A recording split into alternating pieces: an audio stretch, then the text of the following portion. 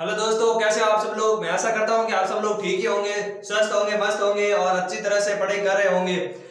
हमने मैथमेटिक्स के basic concept के दो और पहले वीडियो बनाए हैं। जो पहले में जोड़ बाकी गुणा भाग रहा है और दूसरे में संख्याओं के बारे में हमने जाना। वही संख्याओं के पार्ट को हम आगे बढ़ाते हुए अब अगली कड़ी में हम इसके और संख्याओं के जो भेद है उसके बारे में जानेंगे। चलो दोस्तों, आज हम शुरू करते हैं संख्याओं यानी नंबर के टाइप्स, और जो टाइप्स बाकी हैं वो इस वीडियो में हम देखते हैं।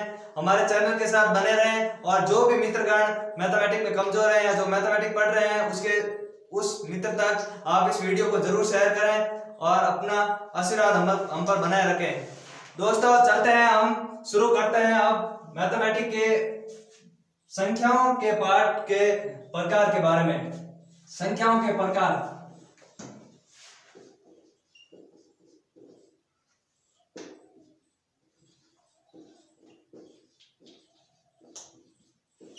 दोस्तों पिछले वीडियो में हमने जो संख्याओं के प्रकार देखे हैं, आपने यदि नहीं देखे हो तो उस वीडियो में जाकर आप उसे देख लें।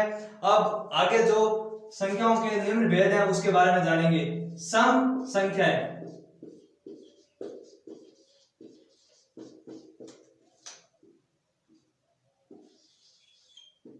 दोस्तों वे संख्याएं या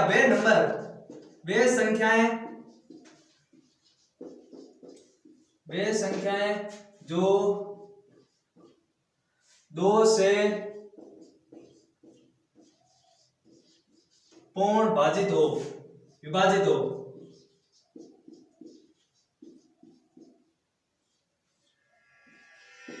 वे सम संख्याएं कहलाती है।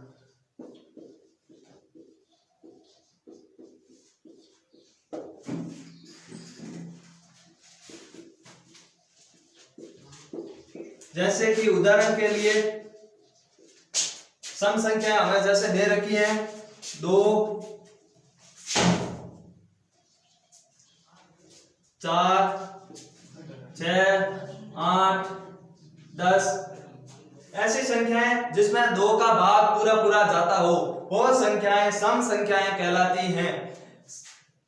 जिसमें 2, 4, 6, 8 ये सभी संख्याएं हैं। अब हम विषम संख्याओं के बारे में जान लेते हैं। दोस्तों मैथमेटिक्स से डरने की कोई बात नहीं है। हम आपको बेसिक पार्ट से शुरू करके आपको हाई लेवल तक की जो भी मैथमेटिक्स के मूल कंसेप्ट है उससे रूबरू करेंगे। चलो अब संख्याओं के और प्रकार के बारे में जानेंगे। विषम संख्याएं।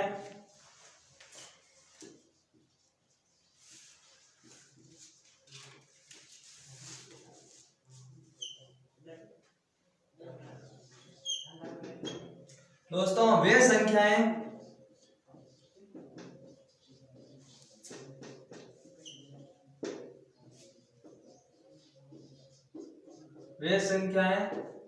जो 2 से पूर्ण भाजित या विभाजित कर सकते हैं, पूर्ण विभाजित नहीं हो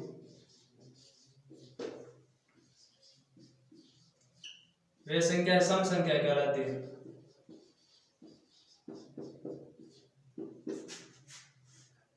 विषम संख्या वे संख्याएं विषम संख्याएं कहलाती है।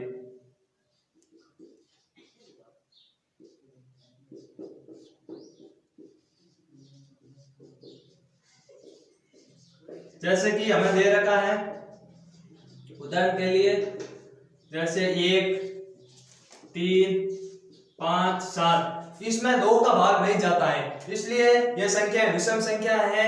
और जिसमें 2 का भाग पूरा जाता था वो संख्या सम संख्याएं थी।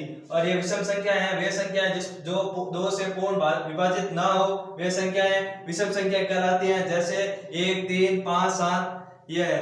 आगे हम और टाइप्स देखते हैं। अभाज्य संख्याएं।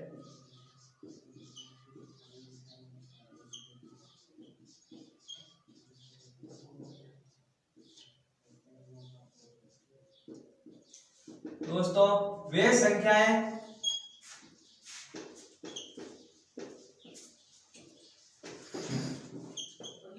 वे संख्याएं जो एक व समय से ही विभाजित हो।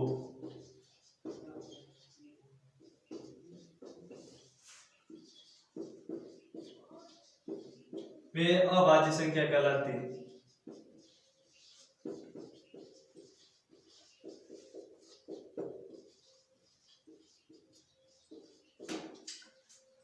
वे संख्याएं जो एक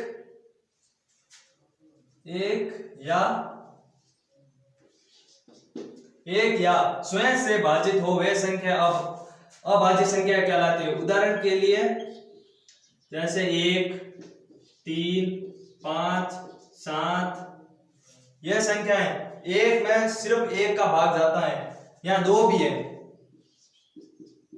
1, 2, 3, 5, 7 ये ऐसी संख्याएं हैं जिसमें खुद के अलावा किसी और का भाग नहीं जाता है।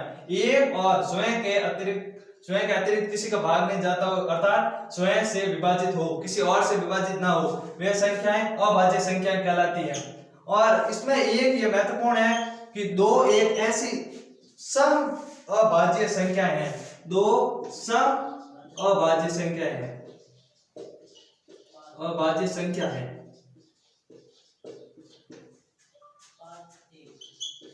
बाकी दोस्तों ये विषम है, यह भी विषम है, यह भी विषम है, यह भी विषम है।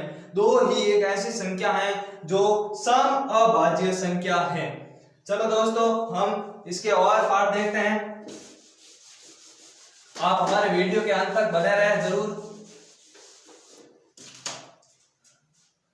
वास्तविक संख्या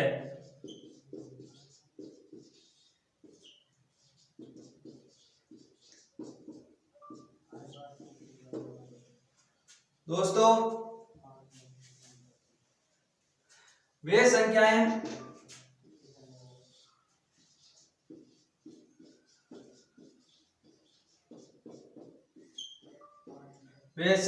जिसमें सभी संख्याएं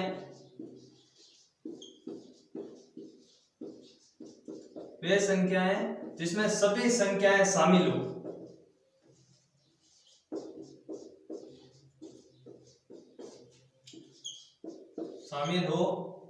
वास्तविक संख्या कहलाती है। वास्तविक संख्याएं कहलाती है।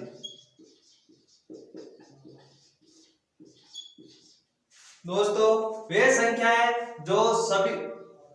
संख्याएं जिसमें सभी संख्याएं शामिल हो वे संख्याएं वास्तविक संख्या कहलाती है। जैसे कि हमें दे रखा है 1, 2, -3, -5, -3/2 या √3 ये सभी संख्याएं ये 2 विषम सम संख्या हो गई, एक विषम हो गई, प्राकृत संख्या हो गई, ये पूर्ण संख्याएं हो गई, ऋणात्मक संख्या हो गई या √3 अपरिमेय संख्या होगी।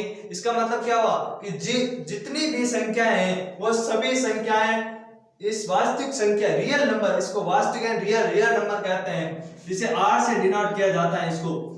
इसलिए यह सभी संख्याएं r से डिनोट की जाती हैं, जिसमें सभी संख्याएं शामिल हो वो वास्तविक संख्या कहलाती हैं। अब दोस्तों इन संख्याओं के संख्या रेखा पर निरूपण देखते हैं। हम इन संख्याओं को संख्या रेखा पर कैसे निरूपण किया जाता है वो देखते हैं। जैसे हमें कोई रेखा दे रखी हो, जैसे ये हमें कोई रेखा दे रखी हो और यहाँ पर 0 मान लो और ये -x है, इधर जो संख्या होगी वो ऋणात्मक, ये प्लस x अक्ष और ये -x अक्ष, जो इधर संख्या होगी वो 1, 2, 3, 4, 5 और इधर होगी जो -1, -2, -3, -4, -5 ये सभी संख्याएं।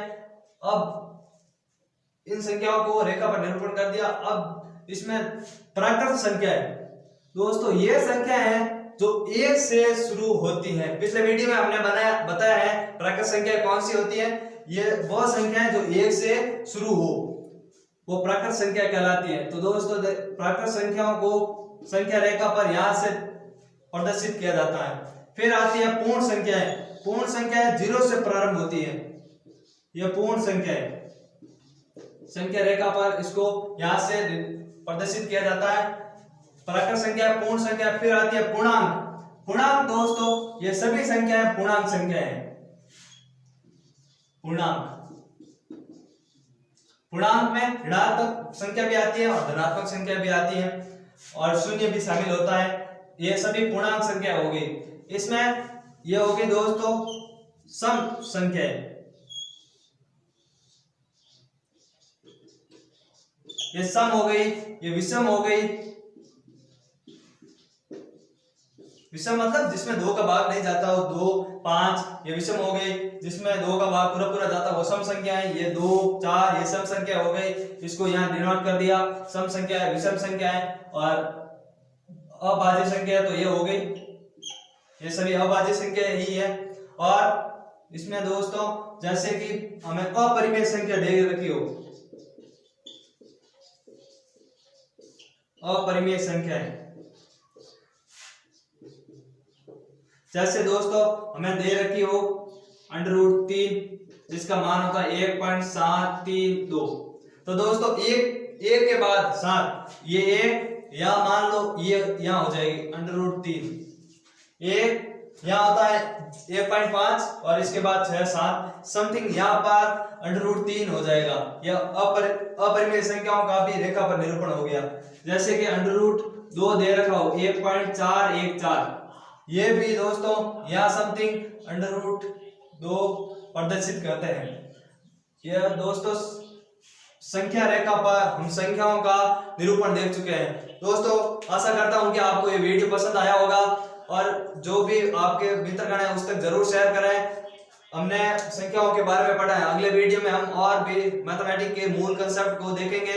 हमारे वीडियो तक अंत तक बने रहने के लिए आपको धन्यवाद। जय हिंद दोस्तों।